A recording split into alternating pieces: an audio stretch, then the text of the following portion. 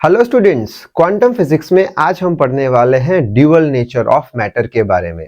यानी कि मैटर के पास कौन कौन से दो नेचर होते हैं वो बात देखेंगे, और साथ ही साथ डी ब्रॉगली वेवलेंथ जिसे हम मैटर वेव के नाम से जानते हैं वो भी बात करने वाले हैं। So I hope you are ready with your pen and paper. So without wasting your time let us start this video. तो सबसे पहले तो ड्यूअल नेचर ऑफ मैटर की बात कर लेते हैं। यानी कि मैटर का मतलब क्या होता है? मैटर का मतलब होता है मास। मास के पास क्या होता है? मास किससे बना होता है? हम बोलेंगे पार्टिकल से बना होता है। यानी कि मैटर के पास पहला तो एक नेचर होगा पार्टिकल का। क्यों पार्टिकल का? क्योंकि मैटर किससे बने होते हैं? पार्टिकल से बने होते हैं। तो मैटर के पास कौन सा नेचर है? पार्टिकल। जैसे कि हो गई हमारा पेन। पेन क्या है? एक मैटर है। क्यों? इसके पास मास है, इसके ये पार्टिकल से बना हुआ, इसलिए इसके पास, पेन के पास, मैटर के पास पार्टिकल नेचर है। अब दूसरी इंपॉर्टेंट बात, यही मैटर के पास वेव का भी नेचर होता है, ऐसा डी ब्रॉगली सर ने कहा था अपने हाइपोथेसिस में। यानी कि उन्होंने एक अजम्पशन बनाया था, एक इक्वेशन दिया था, ये वाला lambda is equals to h by p, और ये इक्वेशन से उन्होंने थियोरेटिकली प्रूव कर दिया था क्या? कि ये जो हमारा मैटर है, ये हमारा मास जो है, ये इसको अगर हम मोशन देते हैं तो ये एक वेव बन जाता है। यानी हर एक मूविंग पार्टिकल जो मैटर है वो अगर मोशन में होगा, वो मूव कर रहा होगा, तो वो वेव बन जाएगा। तो वही लाइन उन्होंने बोली थी कि every moving particle has wave nature. यानी कि मैटर या फिर पार्टिकल अगर मोशन में होगा तो वो वेव बन जाएगा। जैसे कि अभी हम यहाँ पे खड़े हैं, हमारे पास हम क्या है? हम मैटर है। क्यों? हमारे पास मास है, हमारे पास पार्टिकल का नेचर तो है, लेकिन अगर हम मूव करना शुरू कर दे तो हम क्या बन जाएंगे? हम एक वेव बन जाएंगे, हमारे पास वेव नेचर आ जाएगा। खैर, ये बात ये जो हमारे सर थे डी ब्रॉगली, वो प्रैक्टिकली तो प्रूव नहीं कर पाए थे, थियोरेटिकली अपने अजम्पशन देख के, कुछ इक्वेशन देख के वो प्रूव करने की कोशिश कर रहे थे। लेकिन थोड़े समय बाद दो साइंटिस्ट आए जिनका नाम था जर्मर और डेविसन। वो दोनों ने कुछ एक्सपेरिमेंट करके, जिसका नाम था गोल्ड फॉइल एक्सपेरिमेंट, वो एक्सपेरिमेंट से उन्होंने प्रैक्टिकली प्रूव कर दिया कि मैटर जो है उसके पास वेव का भी नेचर होता है। कब? जब वो मोशन में होगा तब। यानी कि मैटर के पास दो नेचर होंगे, पार्टिकल नेचर तो होगा, बात समझ में आ रही है। क्यों? मास है, मास किससे बना है? पार्टिकल से। और जब मास या फिर मैटर मोशन में आ जाएगा तब उसके पास कौन सा नेचर आ जाएगा? तब उसके पास वेव नेचर आ जाएगा। डी ब्रॉगली सर ने बोला था कि अगर कोई पार्टिकल या मैटर का मास m है और वो अगर v वेलोसिटी से मूव कर रहा है, तब उसके पास मोमेंटम होगा p बराबर mv के बराबर, मास इनटू वेलोसिटी, मोमेंटम, इतना मोमेंटम उसके पास आ जाएगा। और जब उसके पास मोमेंटम आ जाएगा, यानी जब वो मूव कर रहा होगा, मोशन में होगा, तब जो पार्टिकल m मास का है, जो मैटर m मास का है, वो क्या बन जाएगा? वेव बन जाएगा। और उसका वेवलेंथ कितना होगा? क्योंकि वेव होगा तो उसका कुछ वेवलेंथ होगा, उसका वेवलेंथ कितना होगा? तो उसके लिए उन्होंने इक्वेशन दिया था h बाई पी के बराबर उसका वेवलेंथ होगा, जहां पे h जो है उसे प्लांक्स कांस्टेंट बोलते हैं, जिसका वैल्यू हमें याद रखना है 6.626 इंटू 10⁻³ जूल इंटू सेकेंड। ये जो p है वो मोमेंटम है, जो पार्टिकल मूव कर रहा है उसका, मैटर जो मूव कर रहा है उसका, इसके बराबर m इंटू वी के बराबर। ठीक है। और ये जो लैम्बडा है उसे हम बोल देंगे वेवलेंथ, जिसका नाम दिया गया डी ब्रॉगली वेवलेंथ। यानी कि अगर कोई पार्टिकल है, कोई मैटर जिसका मास m है, वो v वेलोसिटी से अगर मूव करता है तो वो क्या बन जाएगा? वेव बन जाएगा। कौन सा वेव बन जाएगा? जैसे कि अगर हम मूव करना शुरू कर दे तो according to de Broglie sir हम वेव बन जाएंगे। लेकिन कौन सा वेव बन जाएंगे? हमने पढ़े हैं mechanical wave, longitudinal wave, transverse wave, electromagnetic wave. तो हम कौन से वेव बनेंगे? तो वो वेव का नाम उन्होंने रख दिया था मैटर वेव। यानी चलता फिरता पार्टिकल वेव बन जाएगा, और वो वेव को क्या बोल देंगे? मैटर वेव बोल देंगे। ठीक है। तो आई होप इतनी बात समझ में आ गई होगी। अगर ये इक्वेशन को हम ध्यान से देखें तो ये इक्वेशन, ये जो मैटर है उसके पार्टिकल नेचर और वेव नेचर दोनों को कनेक्ट करता है ये वाला इक्वेशन। कैसे? जैसे कि वेव नेचर की बात करें तो वेव किसके पास होगा, वेव लेंथ किसके पास होगी, वेव लेंथ किसके पास होगी, वेव के पास होगी, यानी ये वेव बताता है हमें। अच्छा, इसकी बात करें तो P is equal to m into v, momentum किसके पास होगा, जिसके पास मास होगा उसके पास ही तो मोमेंटम होगा। मास किसके पास होगा, मास किसके पास होगा, मैटर के पास होगा। मैटर यानी क्या, किससे बना है, पार्टिकल से बना है। यानी वेव नेचर और पार्टिकल नेचर, ये हो गया हमारा वेव नेचर और ये हो गया पार्टिकल नेचर। वेव और पार्टिकल नेचर किसके, मैटर के, दोनों को ये इक्वेशन कनेक्ट करता है। तो वही बात लिखी है, this equation connects wave nature ये वाला और पार्टिकल नेचर ये वाला, किसका, मैटर का। यानी मैटर के पास दो अलग अलग नेचर होते हैं, पार्टिकल नेचर और वेव नेचर, जिसे ड्यूलिटी ऑफ मैटर बोलते हैं। ठीक है।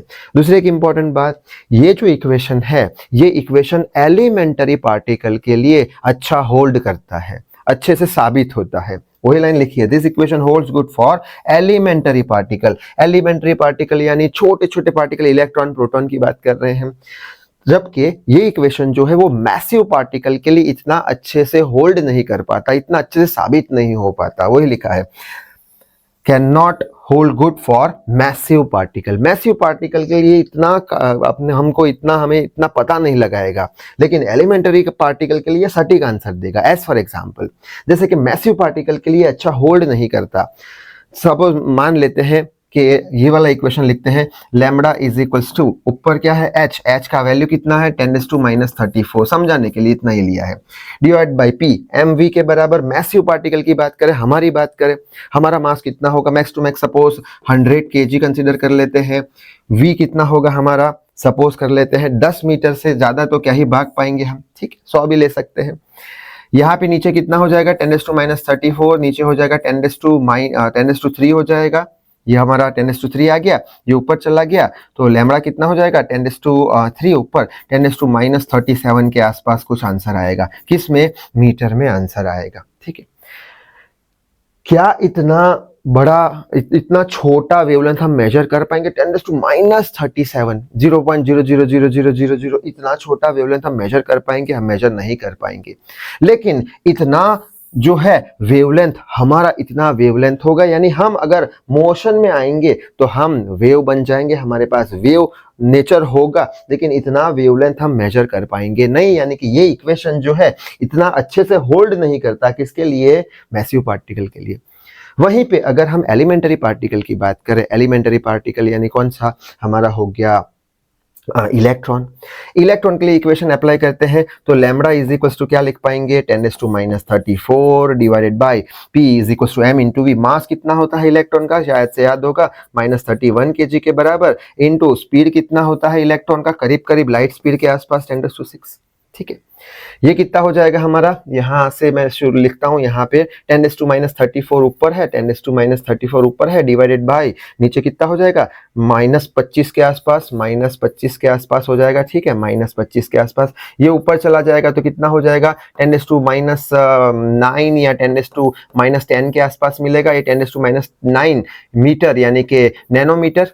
ठीक है, 10⁻10 यानी कि कितना, एंगस्ट्रॉम। तो नैनोमीटर और एंगस्ट्रॉम तक तो वेवलेंथ हम मेजर कर पाएंगे। ठीक है, यानी कि एलिमेंटरी पार्टिकल के लिए हम वेवलेंथ मेजर कर पाएंगे, 10⁻9 मीटर, 10⁻10 मीटर, नैनोमीटर, एंगस्ट्रॉम तक तो हम वेवलेंथ मेजर कर पाएंगे। लेकिन ये जो हमारा है 10⁻34, 10⁻37, यहाँ तक हम वेवलेंथ मेजर कर पाएंगे नहीं। ठीक है, तो ये जो इक्वेशन है किसके लिए होल्ड अच्छा करता है, एलिमेंटरी पार्टिकल के लिए। मैसिव पार्टिकल का वेवलेंथ हम मेजर नहीं कर पा रहे हैं, हालांकि मैसिव पार्टिकल वेव बन रहा है, लेकिन उसका वेवलेंथ जो है बहुत ही ज्यादा छोटा है, तो उतना हम मेजर नहीं कर पाएंगे। तो एलिमेंटरी के लिए ये होल्ड अच्छे से करता है। आई होप इतनी बात समझ में आ गई होगी। आगे बढ़ लेते हैं, इसके इक्वेशन देख लेते हैं। अभी इक्वेशन हमने देखा था lambda is equal to h/p। Kinetic energy का इक्वेशन हमें पता है, kinetic energy is equal to 1/2 mv²। यहाँ पे v को हम रिप्लेस करने की कोशिश करेंगे, कैसे? p is equal to momentum is equal to mass into velocity, velocity का वैल्यू p बाई m आ जाएगा, p by m value velocity का यहाँ पे डाल देंगे तो p square by m square, एक m से एक m कैंसिल हो जाएगा, p स्क्वायर बाई m आ जाएगा।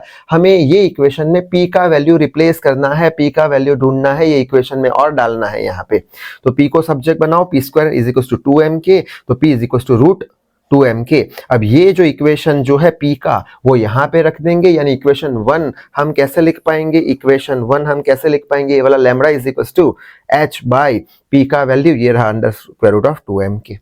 अब ये इक्वेशन पे से भी हम बोल सकते हैं कि जैसे जैसे ये जो मास है हमारा, मास का वैल्यू जैसे जैसे हम बढ़ाते जाएंगे वैसे वैसे वेवलेंथ कम होता जाएगा 10⁻31 10⁻37 में, तो इतना वेवलेंथ हम मेजर नहीं कर पाएंगे। मास बढ़ाना यानी मैसिव पार्टिकल की बात कर रहे हैं, तो मैसिव पार्टिकल के लिए ये इक्वेशन इतना अच्छे से होल्ड नहीं करता। जबकि मास अगर हम घटाते जाएंगे, नीचे की साइड घटाते जाएंगे, इलेक्ट्रॉन लेवल पे आ जाएंगे, इतना छोटा मास लेंगे तो उसका वेवलेंथ बढ़ेगा, यानी इतना बड़ा वेवलेंथ हम मेजर कर पाएंगे। यानी कि ये जो इक्वेशन है वो मैसिव पार्टिकल को इतना अच्छा होल्ड नहीं करता, लेकिन एलिमेंटरी पार्टिकल के लिए अच्छा होल्ड करता है। वही लाइन यहाँ पे लिखी हुई है, सेम टू सेम। ठीक है, अब आगे बढ़ लेते हैं। 9th स्टैंडर्ड में हमने वर्क एनर्जी थ्योरम पढ़ा था। वर्क एनर्जी थ्योरम क्या बोलता था कि जितना वर्क करोगे उतना काइनेटिक एनर्जी मिलेगा। धक्का मारा, वेलोसिटी आया, वेलोसिटी, धक्का मारा यानी वर्क किया, धक्का मारा यानी वर्क किया, वर्क किया, वेलोसिटी आया, वेलोसिटी आया यानी काइनेटिक एनर्जी आया। ठीक है, जितना वर्क किया उतना काइनेटिक एनर्जी मिला, वर्क एनर्जी थ्योरम था। वर्क डन का इक्वेशन क्या था याद हो तो? Force into distance. फोर्स किस पे लगा रहे हैं? सपोज करते हैं एलिमेंटरी पार्टिकल पे लगा रहे हैं, चार्ज पे लगा रहे हैं। ठीक है, चार्ज पे कौन फोर्स लगाएगा? क्या हम लगा पाएंगे? नहीं, पोटेंशियल डिफरेंस देना पड़ेगा, तभी जाके वो कुछ डी डिस्टेंस ट्रैवल करेगा, तो पोटेंशियल डिफरेंस दे दिया। वर्क डन का इक्वेशन क्या आ गया? Q इंटू वी, तो वर्क डन का इक्वेशन आ गया Q into V. Work done किसके बराबर है? काइनेटिक एनर्जी के बराबर, तो वर्क डन की जगह काइनेटिक एनर्जी लिख लेंगे। काइनेटिक एनर्जी का इक्वेशन आ गया Q इंटू वी। अब काइनेटिक एनर्जी का यही इक्वेशन यहाँ पे रिप्लेस कर देंगे ये इक्वेशन में, तो ये इक्वेशन हम कैसे लिख पाएंगे? Lambda is equal to h by root two M as it is kinetic energy के का वैल्यू कितना हो गया? Q into V. ठीक है, अब यही चीज अगर हम इलेक्ट्रॉन के लिए लिखें तो सेम टू सेम आएगा, लेकिन यहाँ पे हम मास ऑफ इलेक्ट्रॉन और चार्ज ऑन इलेक्ट्रॉन कर देंगे, mass of electron and charge on electron कर देंगे। मास ऑफ इलेक्ट्रॉन कितना होता है? 9.1 into 10⁻31 kg। Charge on electron कितना होता है? 1.6 इंटू 10⁻19 कूलम। एच कितना होता है? 10⁻34 जूल इंटू सेकेंड। ये सारी वैल्यूज अगर हम ये इक्वेशन में डाल देंगे, एच का वैल्यू डाल दिया, 2MEQ, ई का वैल्यू डाल दिया, तो ये टोटल इसका मल्टीप्लीकेशन डिवीजन करके 150 आंसर आएगा और डिवाइडेड बाय वी आ जाएगा। यहाँ पे अगर वैल्यू वी का हम वोल्ट में रखते हैं तो लैम्बडा हमें एंगस्ट्रॉम में मिलेगा। अब रूट 150 हो जाएगा 12.27 रूट वी, तो ये भी शॉर्टकट हम याद रख सकते हैं। अगर वी वोल्ट में रखा है तो लैम्बडा किस में मिल जाएगा? एंगस्ट्रॉम में मिल जाएगा। सो आई होप ये इक्वेशन भी आपको समझ में आ गए होंगे। अब न्यूमेरिकल देख लेते हैं तो और अच्छे समझ में आ जाएगा। तो न्यूमेरिकल के लिए ये एक शॉर्टकट बना के रखा है यहाँ पे बोर्ड पे। कौन सा? कि जो वेवलेंथ थी, डी ब्रॉगली वेवलेंथ थी, जो मैटर वेव थे, जब पार्टिकल मोशन में हो, मैटर मोशन में हो, तो वो वेव बन जाएंगे। कौन सा वेव बन जाएंगे? मैटर वेव बन जाएंगे, जिसका वेवलेंथ लैम्बडा के बराबर होगा, जिसे डी ब्रॉगली वेवलेंथ हम बोलते हैं। h बाई पी देख लिया। p का वैल्यू काइनेटिक एनर्जी से फाइंड किया था, क्या था? Under square root of 2mk, ये भी देख लिया हमने। बाद में k का वैल्यू वर्क एनर्जी थ्योरम से QE लाए थे, तो ये भी हमने देख लिया। ठीक है, बाद में सारी वैल्यू h की, m की, q की वैल्यू रख दे तो अंडर स्क्वायर रूट ऑफ 150 आ जाती है, ये भी हमने देख लिया। स्क्वायर रूट निकालो 150 का, 12.27 आ गया, ये भी हमने देख लिया। हमने क्या बोला? v किस में रख चाहिए हमको? वोल्ट में। अगर वोल्ट में है तो ये वेवलेंथ किस में मिल जाएगा? एंगस्ट्रॉम में मिल जाएगा, ये इक्वेशन के लिए। ठीक है, इतनी बात याद रख लेना। फर्स्ट न्यूमेरिकल देख लेते हैं। फर्स्ट न्यूमेरिकल क्या है? Find the de Broglie wavelength, यानी कि लैम्बडा का वैल्यू ढूंढना है। Associated with an electron, electron जब एक्सेलरेट करता हो, ये वोल्ट जब इसको दिया जाए, एक्सेलरेट करता हो, तब वेवलेंथ ढूंढना है। यानी v का वैल्यू हमारे पास है, लैम्बडा ढूंढना है। आसान सा इक्वेशन अभी देखा, lambda is equal to 150 by V, 150 by 600 देके रखा है, 1/4, 4 स्क्वायर रूट से बाहर निकलेगा 2, यानी इलेक्ट्रॉन का वेवलेंथ कितना हो जाएगा? 0.5 एंगस्ट्रॉम, यानी इतना वेवलेंथ हम मेजर कर पाएंगे। एलिमेंटरी पार्टिकल के लिए ये इक्वेशन अच्छा होल्ड करता है। ठीक है, आगे बढ़ लेते हैं। What is the de Broglie wavelength? वापस से लैम्बडा का वैल्यू पूछा है। एसोसिएटेड विथ ए पार्ट है, इलेक्ट्रॉन जब मूव कर रहा है इतनी स्पीड से, तब वेवलेंथ कितना होगा इलेक्ट्रॉन का ए पार्ट में ढूंढना है। और एक बॉल है जिसका मास इतना है और वो 30 मीटर पर सेकंड से मूव कर रहा है, तब उसका वेवलेंथ कितना होगा, यानी लैम्बडा बी का वैल्यू बी पार्ट में हमें ढूंढना है। ये ए पार्ट में इलेक्ट्रॉन का वेवलेंथ एलिमेंटरी पार्टिकल है, यानी इसका वेवलेंथ हम मेजर कर पाएंगे, बहुत बड़ा आएगा, क्योंकि ये इक्वेशन किसके लिए अच्छा होल्ड करता है, एलिमेंटरी पार्टिकल के लिए। उसी तरीके से बॉल कैसा है, मैसिव पार्टिकल है, मैसिव पार्टिकल का वेवलेंथ कैसा आएगा, बहुत छोटा आएगा, जिसे हम मेजर कर पाएंगे नहीं। तो मैसिव पार्टिकल के लिए इक्वेशन अच्छा होल्ड नहीं करता। ये दोनों चीज प्रूव करके देख लेते हैं न्यूमेरिकल में।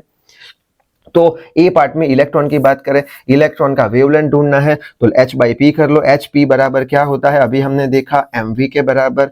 mv h का वैल्यू याद रखा था हमने -34, मास इलेक्ट्रॉन का याद रखा था कितना होता है 9.1 इंटू 10⁻31। वेलोसिटी इलेक्ट्रॉन की देखी रखी है 5.4 इंटू 10⁻6। सॉल्व करोगे तो आंसर आएगा 10⁻9 मीटर। -9 मीटर को क्या बोल सकते हैं, नैनोमीटर। तो इतना तो हम मेजर कर पाएंगे नैनोमीटर तक इतना। अब मैसिव पार्टिकल की बात करते हैं, बॉल का वेवलेंथ कितना होगा, तो h बाई एम के बराबर, लैम्बडा क्या होगा h बाई पी, पी बराबर एम वी। h का वैल्यू हमारे पास कितना है 6.63 × 10⁻34। मास बॉल का कितना है 150 ग्राम, हमें मीटर केजी में चाहिए तो 10⁻³ कर देंगे केजी के लिए। स्पीड कितना है बॉल का, वेलोसिटी 30, तो आंसर कितना आएगा 10⁻34 में कुछ आंसर आने वाला है। ठीक है, क्या इतना वेवलेंथ हम मेजर कर पाएंगे, नहीं। मैसिव पार्टिकल के लिए इक्वेशन होल्ड अच्छे से नहीं करता, एलिमेंटरी पार्टिकल के लिए होल्ड अच्छे से करता है। तो इस वीडियो में बस इतना ही। So till then read hard, work hard. Thank you very much.